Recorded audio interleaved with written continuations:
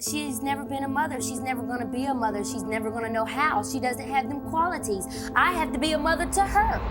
Terry Clark is suing her mother, Sherry Clark, for $900 worth of Christmas gifts she claims her mother stole from her to buy drugs. Talk to me about what's happening. Your Honor, I brought my mother here today because on 2 Christmases, she stole my radio, my TV. She's a liar. I never stole anything from her but one radio.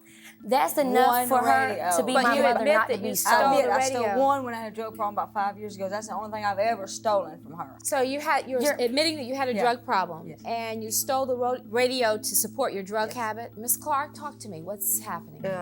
When I had a drug problem, I stole a stereo from Cricket. Terry, I don't have any. The only drug problem I've had, she was my supplier, her and her boyfriend. And is that true, Terry? that is true. No, she ma'am, is that a is cocaine not true. addict. That is so. And she's a drunk. That is such a lie. Your Honor, the only time I've been under influence of drug and alcohol is when Sherry distributed that drug to me. I have never been under. That's a lie, Cricket. You are a liar. You She sell is crack. Tell me you don't. You do crack. I did.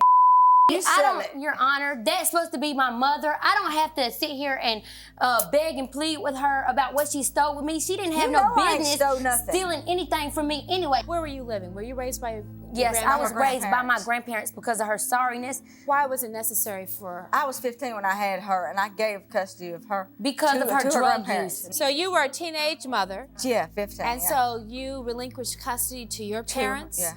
So her grandparents really have custody of her, and you do not. Right. And they raised her. Right. Mm-hmm.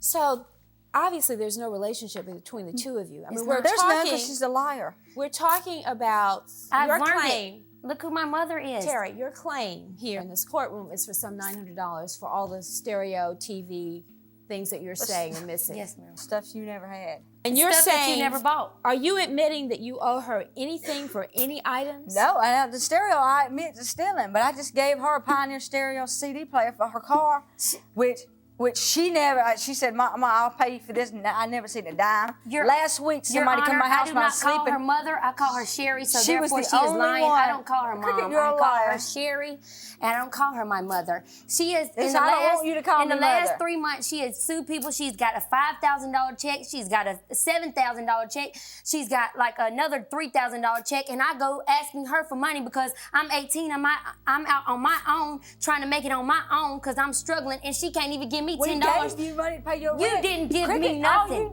Your girlfriend gave me money. Your girlfriend is not my mother. What kind of relationship do you have with your daughter? I don't have one. What kind of relationship do you have with your mother? She's not my mother. Is there any hope that you all might resolve this? No, I don't owe her nothing. I have paid her. She's not a mother. She broke in my house last week. When me and my girlfriend were sleeping last week, $300 on the cell phone. She was the only one in there. No, when her and her girlfriend was under the influence of drugs heavily, that they done spent $400 or $500 on drugs, they lost $300, and they try to blame it on me because I went over there to pick up my little brother, and he is in that house with them when they are doing drugs. He's had a needle in his hand when she is. Why haven't you called authorities if you think that your brother is being deprived? She's on several probation, and the only reason that I have gave her some mercy is because the shame of my grandparents. That is it. I tried to do things for my grandparents.